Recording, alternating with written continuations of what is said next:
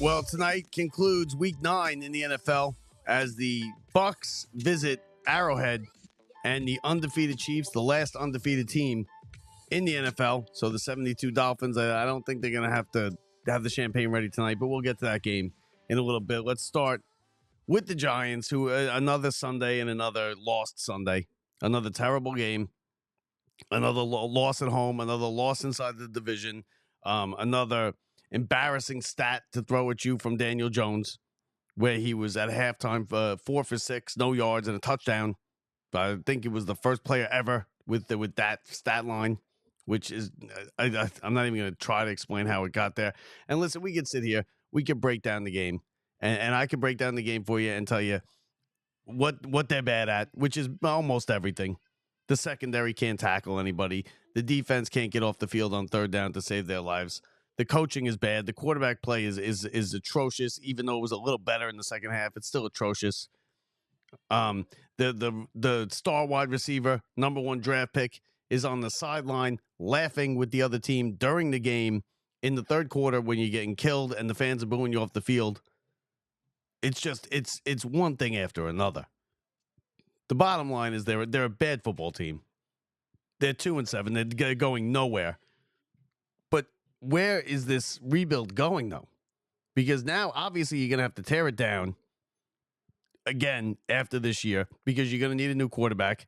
You're heading towards the territory where you're going to need a new coach because eventually ownership's going to get sick and tired of the excuses. They're going to get tired of losing because you eventually have to win some of these games, right? Even bad teams win some games. The Giants are 2-7. They're not even really in these games. And I know it was a 5-point game yesterday, but they were never in it. Even the games where they're close at the end, and it looks like a decent game if you just look at the score, they're not really in these games. They were down 21-7.5. That game was over. The Giants score the least amount of points in all of the NFL. They average 15.6 points per game. That's the worst in the NFL. So when they're down 14.5, they're not coming back. And then you got the inexplicable decision by Brian Daboll to go for 2 when they're down 14 points in the third quarter and they score a touchdown. Listen, does somebody have to tell him that they score the games by 7? That's how football is. And I don't care what his book said and what the numbers say. Listen, you might be able to explain it away if the Giants were 5 for 6 on the year in 2-point conversions and you're at home and you're not going anywhere and you want to go for 2. So if you score another touchdown, you could take the lead and maybe get out of there with a win. But when you're 0 for 5 on the season going for 2, you score a touchdown. Now you're down 8, right? You miss the 2-point conversion because of course you miss it. You're 0 for 5. Now you're 0 for 6. Now you're forced to go for 2 next time if you score. And it just puts you in a deeper hole. And I get it. But you got to be able to kick a field goal. I know an extra point. I know the field goal kicking has been an issue, and it's been, an embarrassing issue with both the Giants and the Jets. Look at the Bills yesterday. That guy's had a rough year.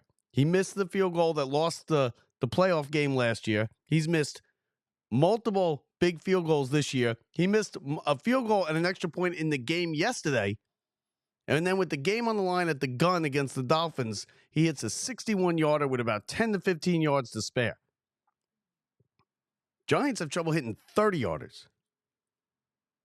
That's where we're at with the Giants. And you know what? Eventually, ownership's going to get sick and tired of this.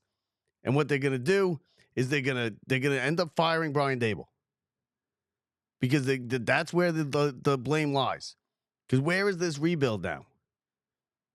It's nowhere. We're 3 years in, it's nowhere. And they're going to have to tear it down and start over again. Daboll this afternoon named Daniel Jones his quarterback for the game on Sunday morning, which do we have to send apologies to Germany? That we're said that this is the game they get, Giants, Carolina? It doesn't get, who wants to get up and watch 9:30 in the morning and watch Giants and Carolina from Germany? Nobody. That's the answer. Nobody. I don't even think these guys' parents want to watch this game. And eventually, like I said, the coach has to take the blame. They're not well coached. He was good. He was good in the first year, good in the second year. Then he had the playoff year where I don't know how that year manifested itself into such a fantastic year. I get that they probably caught some breaks. The ball bounced the right way. They did score. So they had some clutch plays, starting with the first game of that season, where they went for 2 in the win, and it was just everything kind of clicked. And I don't know, they can't even get close to that. Because before that year and since that year, they have been nowhere close to that team. And here we are, another lost season. They're 0-5 at home. They're 0-4 in the division. They've been booed off the field all 5 games by their own fans at MetLife Stadium. And you better believe the owners take notice of that. When the customers are booing the product off the field every single week. Because eventually it turns into empty seats and it's going to be a ghost town in December. And that's why I think you haven't seen the quarterback change yet. Because I think what's going to happen is it's going to get real bad, right? It's not going to get better. They might win in Carolina this week, but it's not going to get better. So late in the season when it's real bad and there's no reason to talk about the Giants, watch the Giants, and especially go to watch the Giants, they're going to throw the fans a bone, and the bone's going to be Tommy DeVito. Give him something to talk about. The local kid. Let's see if it was a fluke last year. That's what you're going to get. They'll bench Jones for a home game. They'll throw you Tommy DeVito. Maybe somebody goes out there to watch the game. But we know he's not an NFL. He's not the answer. He's not an NFL quarterback, but it'll give us something for the fans to get excited for, because there's nothing about this team and this quarterback and this coach and anything to get excited for. And what the hell is Neighbors doing on the sideline laughing with the Commanders and Daniels? I get he's friends with them and stuff, but you can't be that's a bad look. You're getting killed at home and you're on the sideline in the third quarter, the opposing team laughing. And do I have to watch him when they're down 2 scores and 3 scores and he catches a meaningless first down pass? Do I have to really sit there and watch him get up and do his whole dance for a first down? I mean, that's clueless. Someone's got to get in his ear and be like, listen, this is not a good look. This is the NFL. These people pay a lot of money. We stink. Nobody cares that you got a first down. So that's what's going on with the Giants. And be careful, because if the Giants go and put up a stinker in Germany and lose to Carolina, it could be a rough week for Daboll, and it could happen then. The Maras are usually not like reactionary, where they're going to just fire him. But eventually they're going to get to a point where they're sick and tired of this, and they're sick and tired of the excuses and the poor play and the penalties and the stupid decisions. And the coach always pays. Sword in New Orleans. The Jets are another one. Listen, the Jets, if you listen to people, Jets fans, and the ESPN and the talk radio and everything around here, you'd think the Jets just are riding a 4-game win streak into Arizona, and they got their season back on. I got news for you, folks. The Jets have a 15% chance right now, today, at this moment, of making the playoffs. It goes up to about 23% if they beat Arizona. If they lose, it goes down to like 6 or 7%. But they have not accomplished anything. They were 2-6. They were the same boat as the Giants. They beat a team on a short week at home that was beat up and bruised and battered, the Texans. It was a good win. It was a win, right? Any win's a good win around here when you're talking football. The best football team is the Red Bulls. The best football team in New York is the Red Bulls, who are playing in the playoffs. But the Jets, let's not get out of hand with the Jets. Yeah, average Rodgers we saw in the first half, he turned himself into Aaron Rodgers in the second half, and they won the game. A home game against a team that was beat up and injured on a short week. It's not going to be easy going to Arizona, across the country, against an Arizona team that's decent, and it's a big game for them. They're 5-4. They're coming off a good win against the Bears. So let's pump the brakes a little bit on the Jets, because their season is hanging by a thread just as well. And at the end of next week at this time on this show, the Giants and Jets could have the same record. And they'll both be out of it. The Saints today, after losing to the Panthers, their 7th straight loss, after starting 2-0, fired their head coach. Dennis Allen gave him walking papers. And like I said, don't be surprised if the Panthers send Daboll to get his walking papers. I don't think it'll happen, but it wouldn't shock me if it's bad game and the Giants come out and play like they have. Like, I don't know what they're doing all week. And if you're not doing anything all week, why am I paying you all this money? That's eventually what it comes down to. So, I mean, it's just the football around here. And the Giants fans that make excuses for them, I mean, come on. These are Yankee fans. Most Giants fans are Yankee fans. The same Yankee fans who sat there and told you how it was a disappointment because they lost in the World Series will flip their seat around, watch the Giants, who are 2-7 and completely inept, and make excuses for them. It boggles the mind. Now let's go around the league. Week 9, just some of the games, quick hits on each one. Dallas loses again. Dak is hurt. Dak gets a hamstring. Dallas loses. Good win for the Falcons. They're 6-3. It's a big win. They beat the Cowboys 27-21. They went up big early, and then they ended up holding on in that one. Ravens 41-10, blowout over Broncos. Bills and the Dolphins, maybe the game of the day. The Dolphins, they hung with them. The Dolphins played them tight. They're much better with Tua, obviously.